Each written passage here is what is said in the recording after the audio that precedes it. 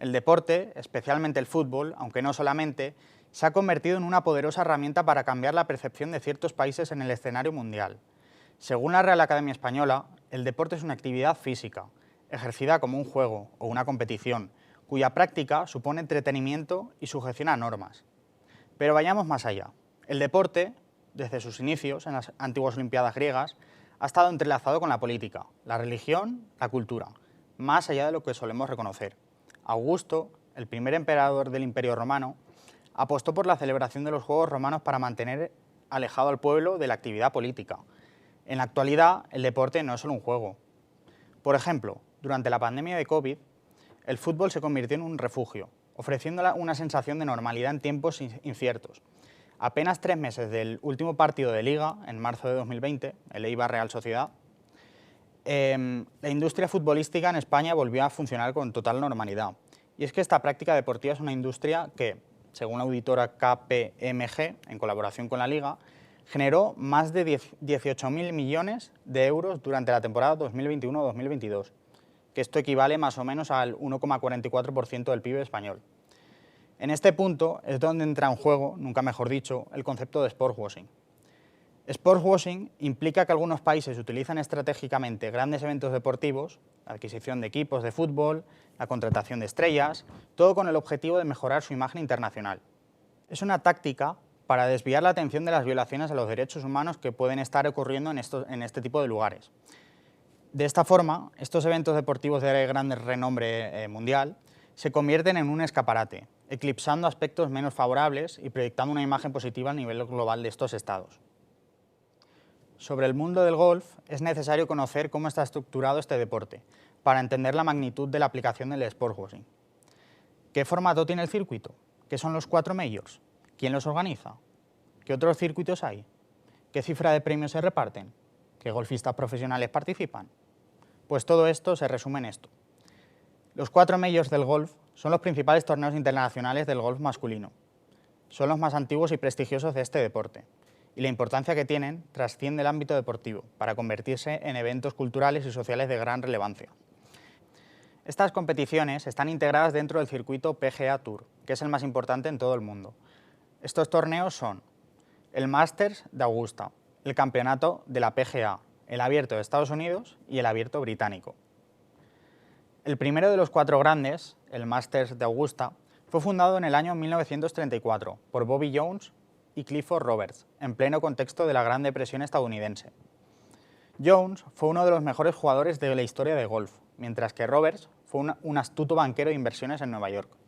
A diferencia del resto de torneos mayores, el Masters de Augusta tiene una sede fija ubicada precisamente en Augusta, Georgia, el Augusta National Golf Club, quien organiza el campeonato. Se celebra el fin de semana del segundo domingo de abril, y vencer en este torneo otorga una serie de concesiones como ser portavoz de la chaqueta verde, poder jugar los otros 3 majors durante los próximos 5 años, disputar el Masters de por vida. El campeonato de la PGA fue creado en el año 1916. Es organizado por la Asociación de Golfistas Profesionales de Estados Unidos, y la evolución histórica del formato de este torneo presenta 2 etapas bien diferenciadas. En primer lugar está la era que abarca desde el 1916 hasta el 1957.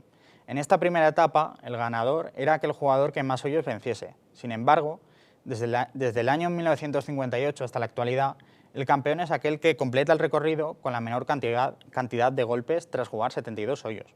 Tiene lugar el tercer fin de semana de mayo, y al igual que el Masters de Augusta, el campeonato de la PGA también otorga privilegios al campeón, como la posibilidad de competir en los otros 3 torneos mayores durante los próximos 5 años.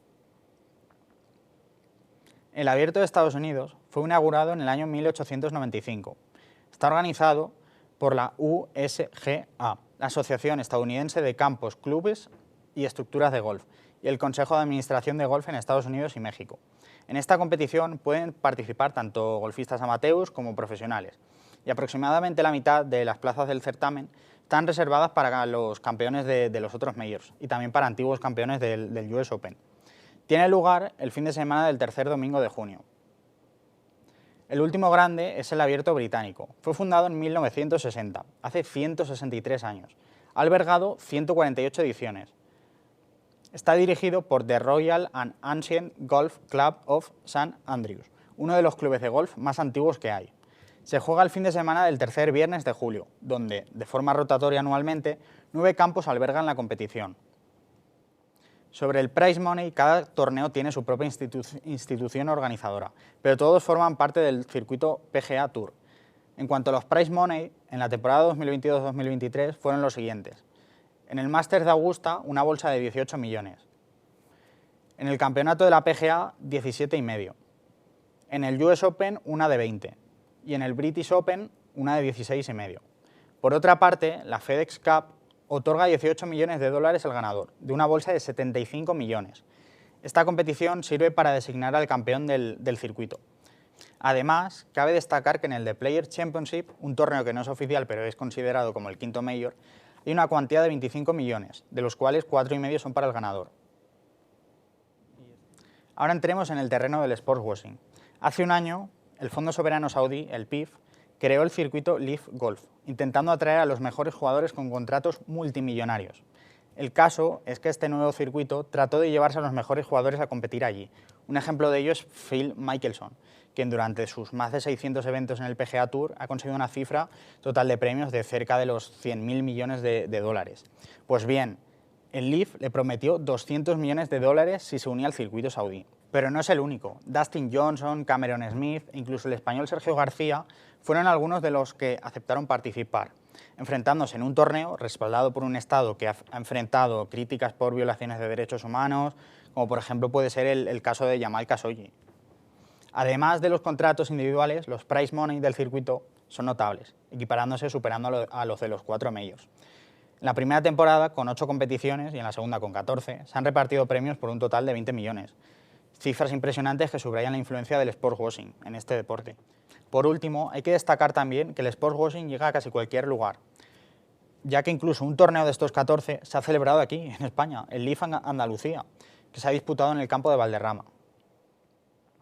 El tenis está estructurado en parte de forma similar al golf, pero con algunos matices. Hay varios circuitos, pero solo 2 de ellos destacan a nivel profesional, el ATP Tour para hombres y el WTA Tour para mujeres.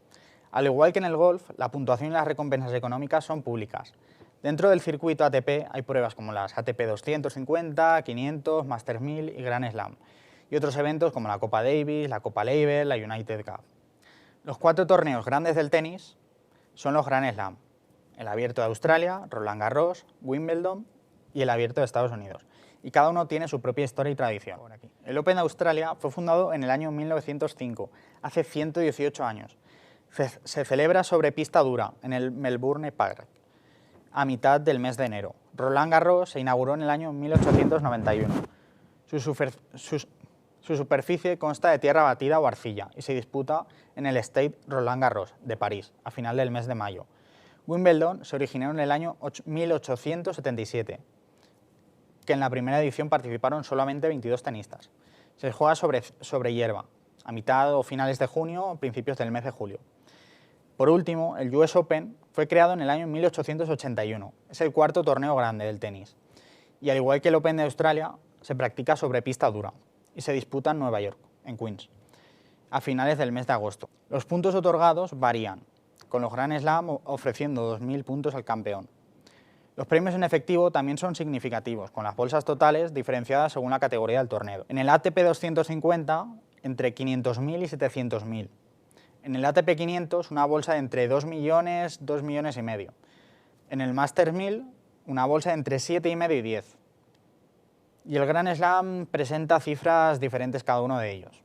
El Open de Australia, una bolsa de 76 millones y medio.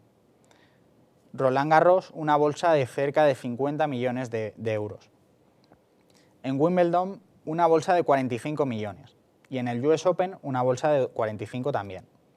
Con la reciente entrada de Arabia Saudí en el golf, hay especulaciones sobre si algo similar podría ocurrir en el tenis, dada la cantidad de recursos económicos que disponen.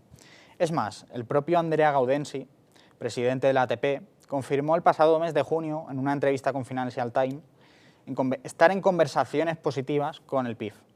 Por lo pronto, Arabia ha incorporado las Next Gen ATP Finals, el principal torneo para los menores de 22 años, que se está celebrando este año entre el 28 de noviembre y el 12 de diciembre, en Jeddah. Además, en 2022, Arabia impulsó el torneo de exhibición conocido como la Diriyah Tennis Cup, con premios de $1 millón para el ganador y 500.000 para el finalista, entre otros. Es decir, que vencer en este torneo de exhibición te permite alcanzar una cifra de ganancias económicas cercanas a la altura de un Masters 1000, la segunda prueba más importante del circuito ATP. El ámbito del fútbol es el más reconocido en este sentido del lavado deportivo. El fútbol es un terreno fértil para el sportswashing, donde clubes, competiciones, patrocinadores, todos ellos se ven envueltos en una problemática que abarca todas las esferas del deporte rey. Entre los casos más relevantes se encuentran los siguientes: la adjudicación del Mundial 2022 a Qatar y algún que otro Mundial también, la reubicación de las Supercopas de España e Italia a Arabia Saudí, el significativo y repentino gasto en traspasos de jugadores por parte de la Liga Profesional Saudí, la adquisición del 80% del Newcastle United por el PIF, la compra de la totalidad del Manchester City por el grupo inversor de Abu Dhabi, la inversión en el 70% del PSG por Qatar, los acuerdos de patrocinios de Qatar Airways con varios clubes europeos y sudamericanos, las asociaciones comerciales como las del Real Madrid con Fly Emirates y el Banco Saudí, o el acuerdo estratégico de la Liga con Visit Saudí, entre otros. Estos ejemplos, aunque destacados, apenas rascan la superficie de un fenómeno que va mucho más allá. Este fenómeno está arraigado en el fútbol moderno. En un mundo donde el deporte rey se ha convertido en un terreno fértil para el lavado de imagen, la influencia de entidades estatales y conglomerados financieros en clubes y eventos deportivos es cada vez más evidente. La media inglesa, en el documental Qatar, el Mundial a sus pies, ejemplifica con varios casos concretos cómo ciertas naciones intervienen, por conveniencia geopolítica, sobre este deporte. Y el fútbol, después de todo, es solo un deporte, un juego incluso. Sin embargo, para Qatar el Mundial representa mucho más que eso. Precisamente, Qatar fue uno de los primeros países en darse cuenta que el fútbol, pese a lo que puedan decir las apariencias, es mucho, muchísimo más que un simple juego. This isn't a sports story. This is a geopolitical story. And the hard power of tanks and guns and things we all know. But what Qatar recognized very early on was soft power. The influence of international sporting events is a huge piece of power in this world. And they understood it in a way that most countries in the world have not. Their ultimate nightmare was August 1989, when a similar country in the region, Kuwait, was invaded by the Iraqis, and no one cared. The Kuwait royal family had to spend tens of millions of dollars in a public relations campaign to get the Americans to invade Kuwait and drive out Saddam Hussein and get their country back. The Qataris are looking at this going, whoa, whoa, whoa, we don't want that to happen to us. So they have built up a series of soft power instruments like Al Jazeera, which is an excellent broadcaster, except if you want news about Qatar. Same thing with all these sporting events that they're putting on, be it the athletics, being the World Cup, being the ridiculous marathons that they try to run. This is why they're doing it. It's because of geopolitics. In 2017, Donald Trump, the former president of the United States, visited Saudi Arabia, and he had an interview with the chief of state there, Mohammed bin Salman. MBS, a few weeks later, imposed a blockade on Qatar, land and sea around them. And they were able to do this very easily. Qatar is a fraction the size, both militarily and politically and geographically, as Saudi Arabia is. 2 weeks after that, the Qatari team, Paris Saint-Germain, bought the most expensive player in the world, a guy called Neymar, for 220 million euro. Everyone in soccer went, oh my gosh, that's so much money. It was actually very, very cheap, because a few weeks later, the now president of France, Macron, flew to Riyadh to negotiate an end of the blockade. Can you imagine how many fighter jets they would have had to buy to get the president of France to get on a plane and try to help them end their blockade? This is the power of soft power. This is existential. The World Cup is phenomenally important for these guys.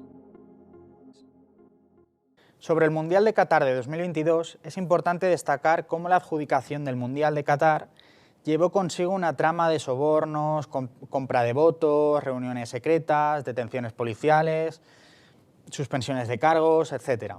Y es que Qatar, aun siendo uno de los países más ricos, gracias a sus reservas de gas natural, no contaba en su momento con la infraestructura necesaria como para albergar un evento de tal magnitud.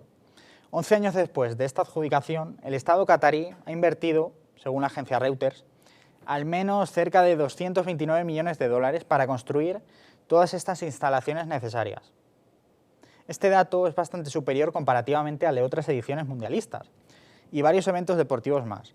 Por ejemplo, en Brasil 2014 fueron 15.000 millones, en Rusia 2018 11.000 y en Corea y Japón 7.000 millones.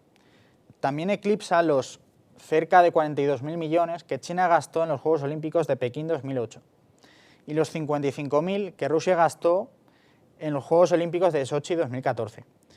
Pues bien, tras 229 millones de inversión y la celebración de un Mundial de Fútbol, el pozo que ha dejado este acontecimiento han sido innumerables abusos, violaciones de los derechos humanos, de las mujeres, del colectivo LGTBI y hasta muertes. Y es que, según una investigación del diario The Guardian, murieron más de 6.500 trabajadores durante el transcurso de la adjudicación de la candidatura y la celebración del evento. 2.711 de India, 1.641 de Nepal, 1.018 de Bangladesh, 824 de Pakistán y 557 de Sri Lanka. Por otra parte, por si esto no fuese suficiente, Gianni Infantino, actual presidente de la FIFA, ha anunciado recientemente la proclamación de Arabia Saudí como país anfitrión de la Copa Mundial de Fútbol 2034. Ante ello, algunos aficionados ya están empezando a cuestionar y protestar esta elección. La siguiente imagen que recoge el periodista Andrés Beis en su Twitter es de una pancarta de la afición del Borussia Dortmund en su partido ante el Bayern de Múnich, hace un tiempo. En ella se puede leer: en contra del Sportwashing, boicot a Arabia Saudí 2034. Si se habla de Arabia Saudí y Sportwashing, es imprescindible mencionar el tema de las Supercopas de España e Italia y su traslado allí.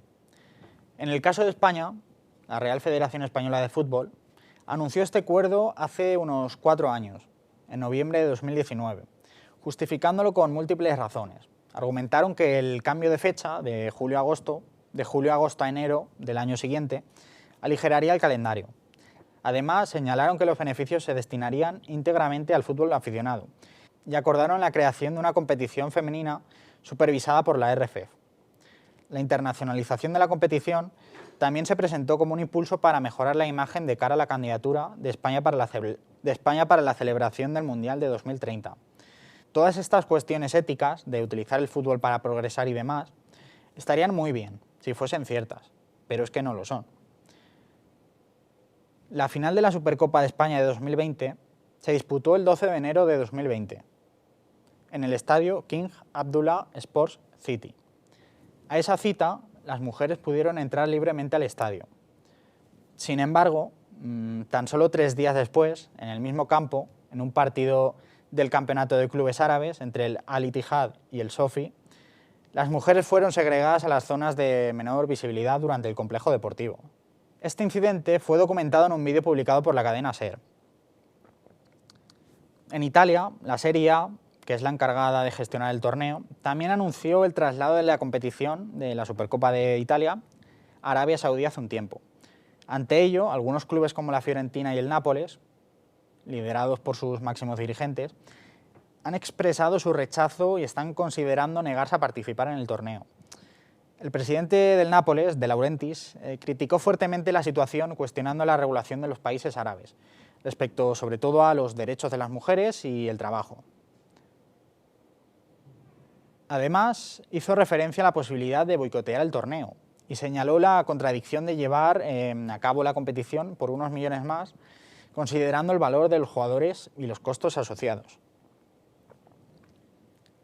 El fútbol, al igual que el golf, está siendo testigo de un proceso similar relacionado con el sportswashing, donde la Liga Profesional Saudí destaca por sus masivas inversiones para atraer a los mejores jugadores. El mercado de transferencias de la 23-24 refleja un impactante balance de ingresos y gastos, alcanzando la asombrosa cifra de 891.530 millones de euros. En comparación, la Liga Sports, la Liga Española, ostenta un saldo positivo de más 151.950.000 euros, revelando una diferencia de más de 1 billón de euros en traspasos. En este contexto es crucial examinar la situación del Manchester City, que experimenta significativas transformaciones debido a la fuerte inversión de Emiratos Árabes Unidos. De los 33 títulos actuales que tiene el club, 19 fueron conseguidos antes de la llegada de la inversión. La magnitud de esta transformación se ilustra al analizar sobre todo el gasto total en los 100 fichajes más caros de la historia del club. La cifra total asciende a 2.419.830 millones de euros, de los cuales 2.275.130 millones de euros fueron invertidos después de la temporada 2008-2009, marcando la llegada de la inversión en Emiraty. Antes de este periodo, el gasto se limitó a tan solo 144.700.000 euros. Los deportes de motor no escapan a la controversia también generada por la práctica del sportswashing.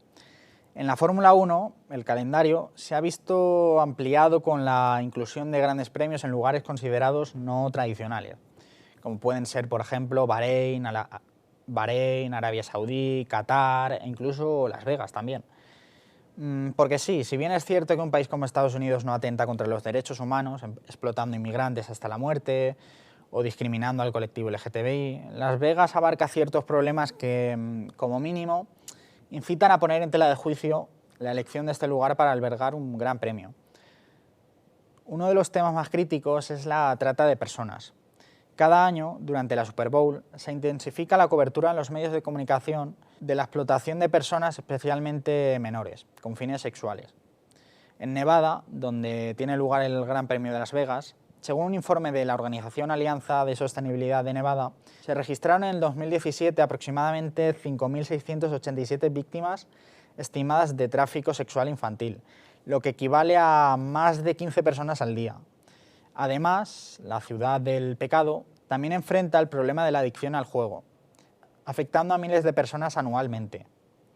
En cuanto al Gran Premio de Losail de Qatar, es crucial destacar varios argumentos que cuestionan su inclusión en el calendario de la Fórmula 1 por parte de la FIA. Más allá de los abusos laborales, las muertes en la construcción de estadios del Mundial pasado de Qatar de 2022, el hostigamiento a personas LGTBI, la discriminación de las mujeres, la no libertad de expresión, la imposición de la pena de muerte o la expulsión de migrantes que bien denuncia Amnistía Internacional. Está también la situación de los propios pilotos. Y es que la carrera se desarrolla en medio del circuito, en un desierto, con condiciones extremas de temperatura y humedad. Pilotos como Logan Sargent tuvieron que abandonar la prueba. Esteban Ocon también vomitó varias veces en el interior del monoplaza y algunos se desmayaron también antes de llegar al recinto médico. Pero todo esto, utilizar el lavado deportivo en el deporte de motor con fines diversos, no compete única y exclusivamente a la FIA y al automovilismo. La Federación Internacional de Motociclismo, la FIM, anunció también hace varios años la celebración de una prueba para el Mundial de Motociclismo de 2022. Esta prueba se celebraría en el circuito urbano de Mandalika, Indonesia. Pues bien, al igual que sucedió con Qatar y su Mundial, no había ningún tipo de infraestructura construida. Finalmente, después de una inversión que superó los 300 millones de dólares y tras la expropiación de las tierras de los agricultores y los pescadores locales, así como los reasentamientos forzados e intimidación por parte de las fuerzas de seguridad desde 2018, se logró la construcción del circuito. En febrero de este año, la ONU ya denunció estos abusos sobre los habitantes del lugar. Los Juegos Olímpicos, como el evento deportivo por excelencia que son, han sido escenario de intensa politización a lo largo de la historia. Un caso emblemático de sportswashing se evidenció en los Juegos Olímpicos de 1936, celebrados en Berlín, bajo el régimen nazi de Hitler. Aunque la competición pretendía ser una manifestación global, la propaganda nazi y la manipulación política distorsionaron la verdadera magnitud del evento.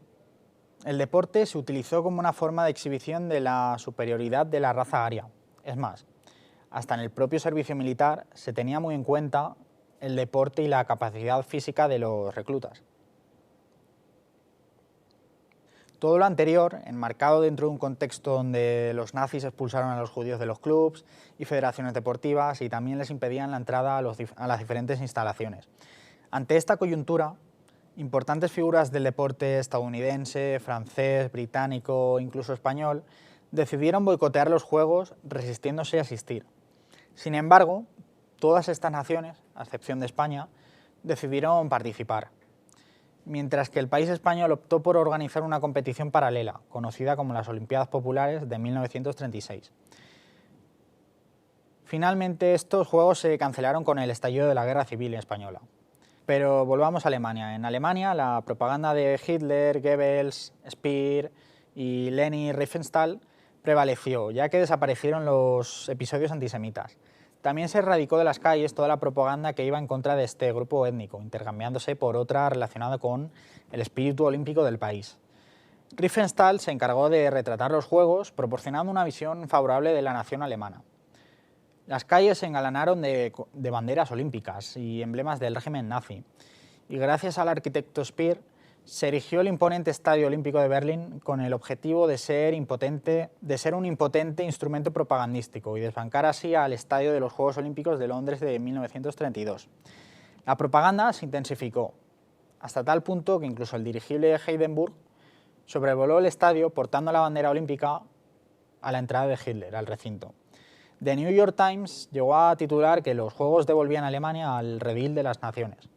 Y el atleta estadounidense Jesse Owens, que consiguió 4 medallas de oro y dejó en evidencia aquello de la supremacía de la raza aria, llegó a afirmar que se le trató mejor allí que en su propio país, ya que en aquella época había bastante segregación racial en Estados Unidos.